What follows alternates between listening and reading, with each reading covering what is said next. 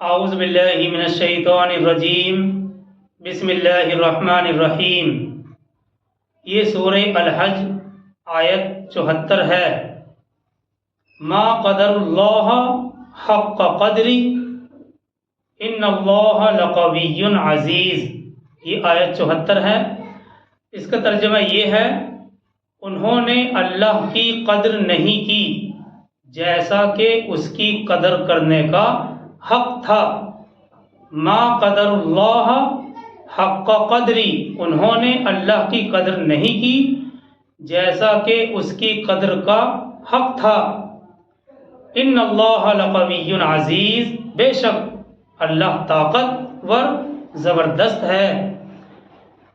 دیکھیے، مطلب یہ ہے کہ جو لوگ توحید کے تصور تک نہیں پہنچ سکتے، توحید کا تصور ان کے ذہن میں نہیں آتا اور اللہ کی معرفت حاصل نہیں کر سکتے، پھر ان کی عقل کی پستی انہیں اللہ کو چھوڑ کر طرح طرح کی عبادت پرستش کرنا سکھاتی ہے، اور پھر اسی ڈگر پر چلتے ہوئے کوئی قوم پرست بن جاتا ہے، کوئی وطن پرست بن جاتا ہے، کوئی دولت کی دیوی کا پجاری بن جاتا ہے، تو کوئی اپنے نفس کو معبود بنا کر اپنی ہی ذات کے گرد شروع کر دیتا ہے، پھر اللہ کی وحدانیت کی طرف اس کا تصور تک نہیں جاتا، اس کا خیال تک نہیں جاتا۔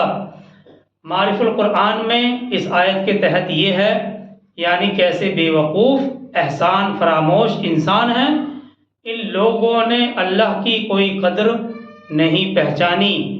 ایسے عظیم الشان قدرت والے کے ساتھ ایسے بے بس اور بے شعور پتھروں کو شریک کر دیا جو ایک مکھی بھی بنا نہیں سکتے، کیونکہ اس سے پہلے ایک مثال کے ذریعے سے یہی بات سمجھائی گئی تھی آیت 73 کے اندر، کہ جو لوگ اللہ کے علاوہ کسی اور کو معبود بناتے ہیں وہ تو ایک مکھی بھی نہیں بنا سکتے۔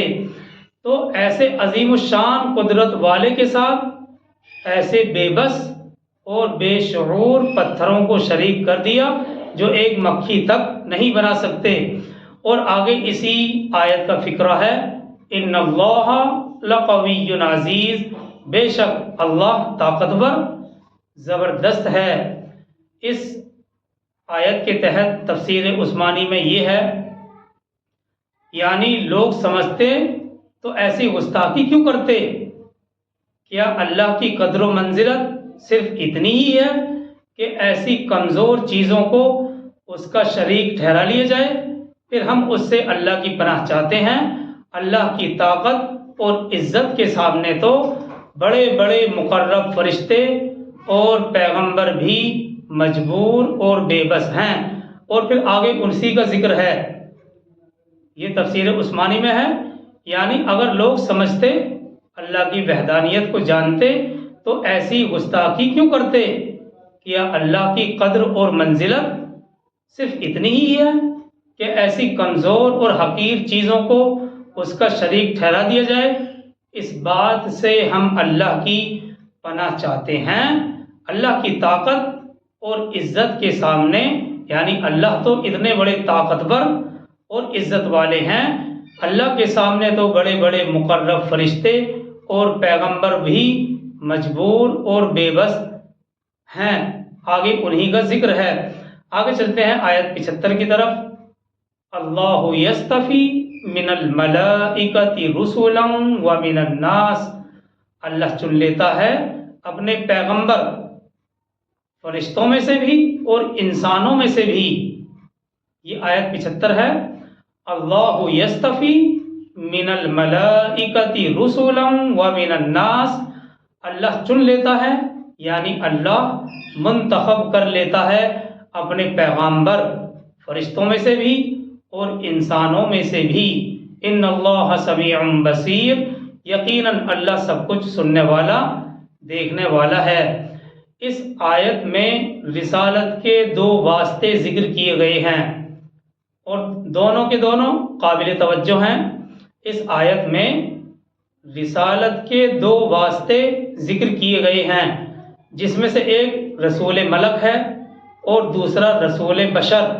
چنانچہ فرشتوں میں سے حضرت جبرائیل علیہ السلام کو چنا گیا، حضرت جبرائیل علیہ السلام کو منتخب کیا گیا، اور انسانوں میں سے محمد کریم صلی اللہ علیہ وسلم کو، اور اس طرح رسول ملک کے ذریعے سے رسول بشر تک پیغام اور اپنا میسج پہنچا دیا گیا، تاکہ رسول بشر جو ہیں اپنی تمام نوع تک اس پیغام کو پہنچا دیں۔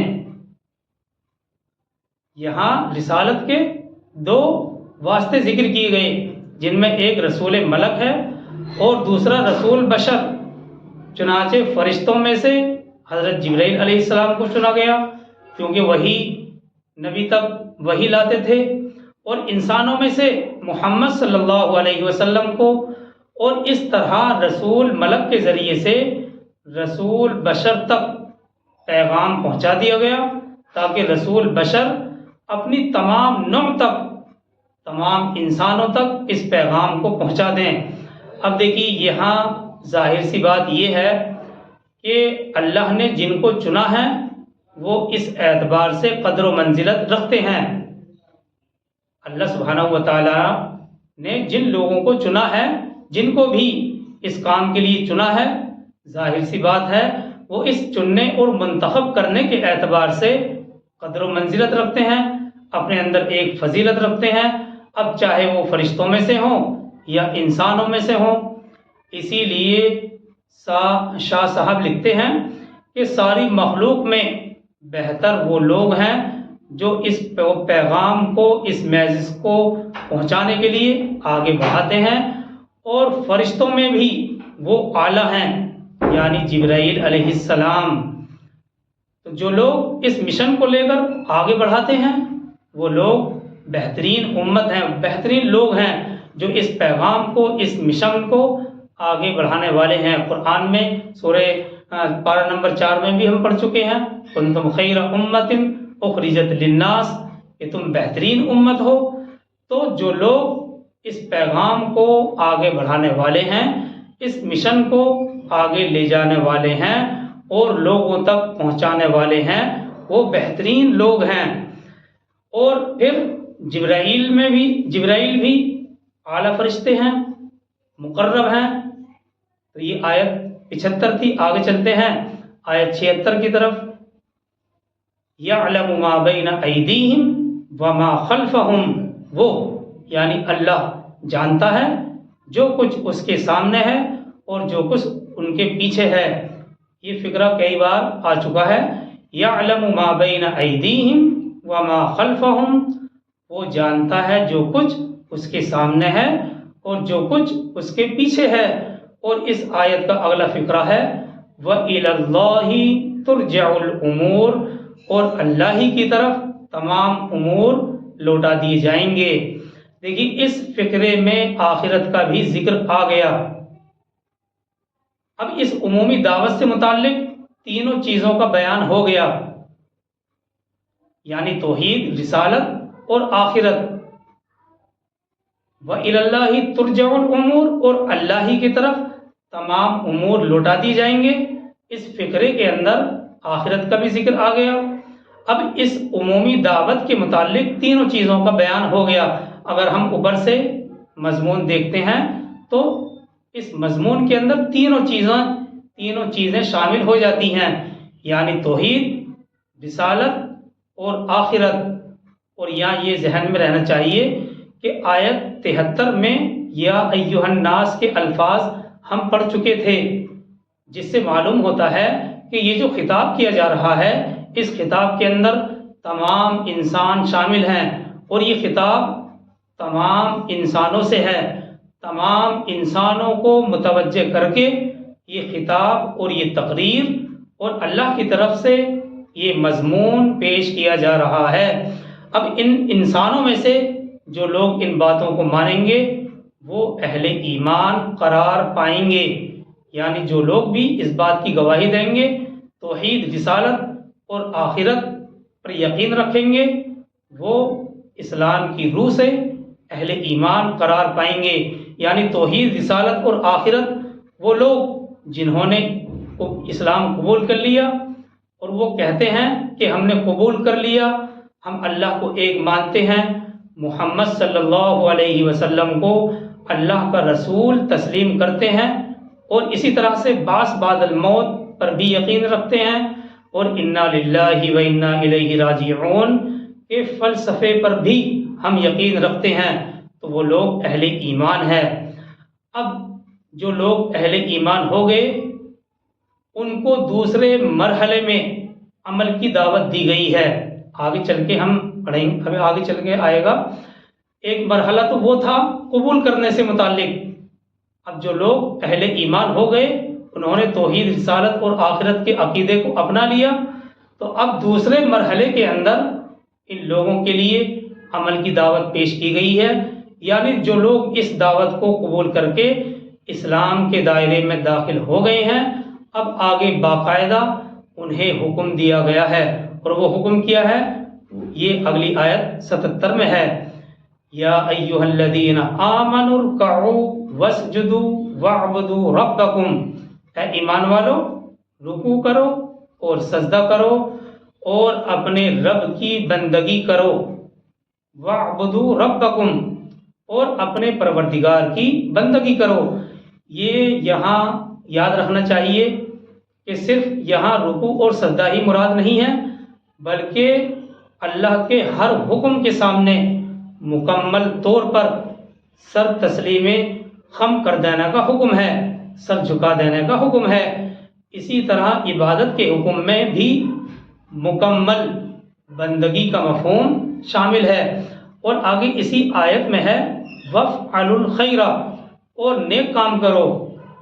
اس جو اگلا فقرہ ہے یہ وَافْعَلُوا الْخَيْرَ اور نیک کام کرو، اس چھوٹے سے فقرے میں غور کرنے کی بات یہ ہے کہ اس سے پہلے ابھی ہم نے پڑھا وَاعْبُدُوا رَبَّكُمْ کہ اپنے پروردگار کی بندگی کرو، تو اس حکم میں تو سب کچھ شامل ہو گیا، یعنی جتنے بھی نیک اعمال یا نیک کام کوئی انسان کرتا ہے وہ وَاعْبُدُوا رَبَّكُمْ کے اندر داخل اور شامل ہو گیا۔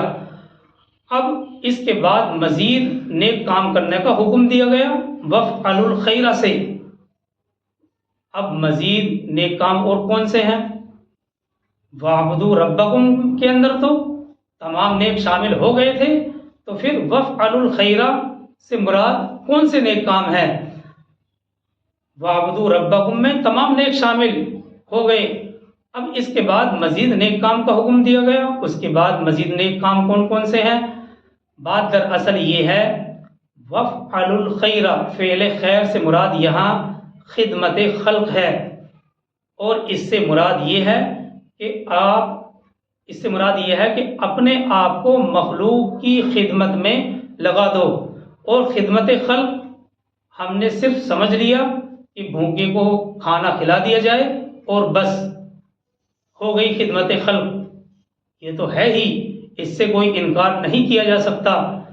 مخلوق خدمت خلق صرف بھوکے کو کھانا کھلانا ہی نہیں ہے، بلکہ اس سے بھی بڑی خدمت خلق یہ ہے کہ لوگوں کو آخرت سنوارنے کی کوشش کی جائے۔ لوگوں کے لیے خدمت خلق یہ ہے کہ لوگوں کی آخرت سنوارنے کی کوشش کی جائے۔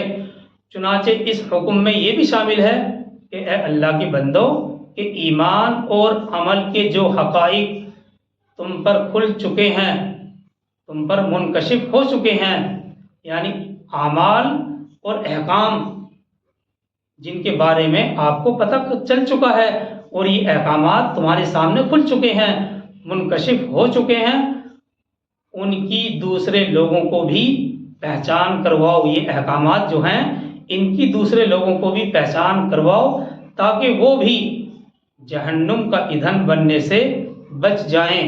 اور اس آیت 71 کا آخر ہے لعلکم تفلحون، تاکہ تم فلاح پا جاؤ، تاکہ تم کامیابی حاصل کر سکو۔ دیکھیے یہاں پر سیاق اور سباق کے اعتبار سے یہ مضمون بہت اہم ہے۔ مطلب یہ ہے کہ اے ایمان کا دعویٰ کرنے والوں، کہیں تم یہ سمجھ نہ بیٹھنا کہ ایمان کا اقرار کر لیا تو بس اب فلاح ہی فلاح ہے، کامیابی ہی کامیابی ہے، بس کلمہ پڑھ لیا اور کامیابی ہو گئی۔ ایسا ہرگز نہیں ہے۔ تم لوگ اسلام قبول کر کے اس حلقے میں آ گئے ہو تو اب اس کے تقاضے پورے کرو گے تبھی کامیابی اور فلاح ہوگی۔ اگر تم یہ سمجھتے ہو کہ ہم مسلمان ہو گئے اور اب بیٹھے بٹھائے ہمیں جنت مل جائے گی تو بھئی یہ تمہارا اپنا خیال ہے، تمہاری اپنی خوشکن تمنا ہے۔ کامیابی تبھی حاصل ہوگی جب ایمان کے تقاضے پورے کریں گے۔ تو یہ بات اس لیے اہم ہے اور اس میں گویا کہ ایمان والوں کو جھنجھوڑ دیا گیا ہے، اور اس مشن کو آگے بڑھانے کے لیے گویا کہ یہ کہا جا رہا ہے کہ اے ایمان والو، اے ایمان کا دعویٰ کرنے والو، کہیں تم یہ سمجھ نہ بیٹھنا کہ ایمان کا اقرار کر لیا تو بس اب فلاح ہی فلاح ہے، کامیابی ہی کامیابی ہے، بس کلمہ پڑھ لیا اور کامیابی ہو گئی۔ ایسا ہرگز نہیں ہے۔ تم لوگ اسلام قبول کر کے اسلام کے حلقے میں آ گئے ہو تو اب ایمان کے تقاضے بھی پورے کریں گے تبھی کامیابی اور فلاح ہوگی۔ اگر تم یہ سمجھتے ہو کہ بس اب مسلمان ہو گئے اور اب بیٹھے بٹھائے جنت حاصل ہو جائے گی تو یہ تمہارا اپنا خیال ہے، تمہاری اپنی خوشکن تمنا ہے۔ کامیابی تبھی حاصل ہوگی جب ایمان کے تقاضے پورے کیے جائیں گے۔ اور ایک اور تفسیر میں یہ بات بھی بیان کی گئی ہے، یعنی فلاح کی توقع، کامیابی کی امید، فلاح کی توقع یعنی کامیابی کی امید اگر کی جا سکتی ہے تو یہ روش اختیار کرنے سے ہی کی جا سکتی ہے۔ لہٰذا جو شخص بھی یہ روش اور طریقہ اختیار کرے گا اسے اپنے عمل پر گھمنڈ نہیں ہونا چاہیے کہ میں ایسا عبادت گزار ہوں اور نیکوکار ہوں تو ضرور کامیابی حاصل کر لوں گا، بلکہ ایسے شخص کو، ایسے آدمی کو اللہ کے فضل اور کرم کا امیدوار رہنا چاہیے اور اس کی رحمت کی توقعات سے وابستہ رہنا چاہیے۔ اللہ فلاح دے، اللہ کامیابی دے، تبھی کوئی شخص فلاح پا سکتا ہے۔ خود کامیابی حاصل کر لینا یہ کسی کے بس کی بات ہرگز نہیں ہے۔ تو بہرحال یہ مضمون بڑا اہم ہے۔ اب دیکھیے یہ جو آیت ہے، آیت 71، امام شافعی رحمہ اللہ، یہ جو آیت 77 ہے، امام شافعی رحمہ اللہ، امام احمد، عبداللہ ابن مبارک اور اسحاق ابن راہویہ کے نزدیک سورہ الحج کی یہ آیت بھی آیت سجدہ ہے، اور ان کے نزدیک اس آیت کی تلاوت کرنے سے سجدہ تلاوت واجب ہو جاتا ہے۔ لیکن امام ابو حنیفہ، امام مالک، حسن بصری، سعید ابن مسیب، سعید بن جبیر، ابراہیم نخعی اور سفیان ثوری اس جگہ سجدہ تلاوت کے قائل نہیں ہیں۔ بہرحال دونوں گروہوں کے پاس اپنے اپنے دلائل موجود ہیں۔ اس کی تفصیل کتب فقہ اور حدیث میں دیکھی جا سکتی ہے۔ تو امام شافعی، امام احمد، عبداللہ ابن مبارک اور اسحاق ابن راہویہ کے نزدیک سورہ الحج کی یہ آیت بھی آیت سجدہ ہے، لیکن امام ابو حنیفہ، امام مالک، حسن بصری، سعید ابن المسیب، سعید بن جبیر، ابراہیم نخعی، سفیان ثوری اس جگہ سجدہ تلاوت کے قائل نہیں۔ بہرحال ان دونوں گروہوں کے پاس اپنے اپنے دلائل موجود ہیں اور ان کی تفصیل کتب فقہ اور حدیث میں دیکھی جا سکتی ہے۔ اگلی آیت 78 ہے، وَجَاهِدُوا فِي اللَّهِ حَقَّ جِهَادِهِ، اور اللہ کے لیے وَجَاهِدُوا فِي اللَّهِ حَقَّ جِهَادِهِ، اور جہاد کرو اللہ کے لیے جیسا کہ اس کے لیے جہاد کرنے کا حکم ہے۔ یہ آیت 78 ہے، وَجَاهِدُوا فِي اللَّهِ حَقَّ جِهَادِهِ، اور جہاد کرو اللہ کے لیے جیسا کہ اس کے لیے جہاد کرنے کا حکم ہے۔ جہاد سے مراد یہاں جنگ اور قتال بھی ہے، اسی طرح سے اپنی مدافعت بھی ہے، اپنا بچاؤ اور حفاظت بھی ہے، اور اسی کے ساتھ ساتھ یہ لفظ جد و جہد، کشمکش اور انتہائی کوشش کے معنی میں بھی استعمال ہوتا ہے، اور اپنے آپ کو عبادت اور بندگی میں لگانے کے لیے ہر طرح کی محنت اور کوشش کے لیے بھی اس لفظ کا استعمال کیا جاتا ہے۔ اور ابن کثیر میں ہے کہ اپنے مالوں، اپنی جانوں اور اپنی زبانوں سے راہ خدا میں جہاد کرو اور حق کے جہاد ادا کرو، اور یہ حکم ایسا ہی ہے جیسا کہ یہ حکم ہے کہ اللہ سے اتنا ڈرو جتنا کہ اس سے ڈرنے کا حکم ہے۔ بالکل اسی طرح سے یہ مضمون بھی ہے، وجاہدوا فی اللہ حق جہادی، جس طرح سے یہ مضمون ہے کہ اللہ سے اتنا ہی ڈرو جتنا کہ اس سے ڈرنے کا حق ہے۔ اور آگے اسی آیت میں ہے وَاجْتَبَاكُمْ، اس نے تمہیں چن لیا ہے، وَاجْتَبَاكُمْ، اس نے تمہیں چن لیا ہے، یعنی اب محمد صلی اللہ علیہ وسلم کی نبوت تکمیل کو پہنچ چکی ہے، آئندہ جبرائیل علیہ السلام کسی کے پاس وحی لے کر نہیں آئیں گے، انہوں نے جو وحی پہنچانی تھی پہنچا چکے، اور اللہ کے تمام احکام محمد صلی اللہ علیہ وسلم تک پہنچا دیے ہیں۔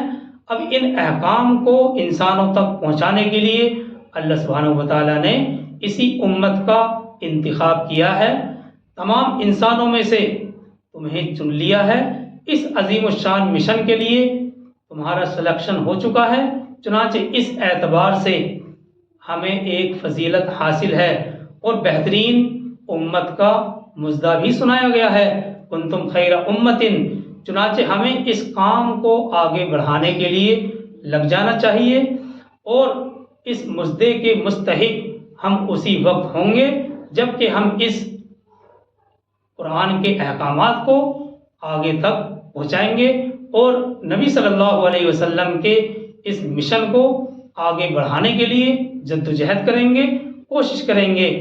آگے بھی اس آیت کے 3 فقرے ہیں، انشاءاللہ اس کو ہم کل دیکھیں گے۔ تو یہ آیت 74 سے لے کر اور آیت 78 تک وضاحت ہمارے سامنے آ گئی، اور اس میں سر فہرست 3 عقائد سمجھ میں آئے، یعنی توحید، رسالت اور آخرت۔ اللہ تعالی ہم سب کو عمل کی توفیق عطا فرمائے اور ان باتوں پر عمل کرنے کی توفیق برحمت فرمائے۔ سبحان اللہ و بحمدہ، سبحانک اللہم و بحمدک، ونشہد ان لا الہ الا انت ونستغفرک ونتوب الیک۔ سبحان ربک رب العزۃ عما یصفون وسلام علی المرسلین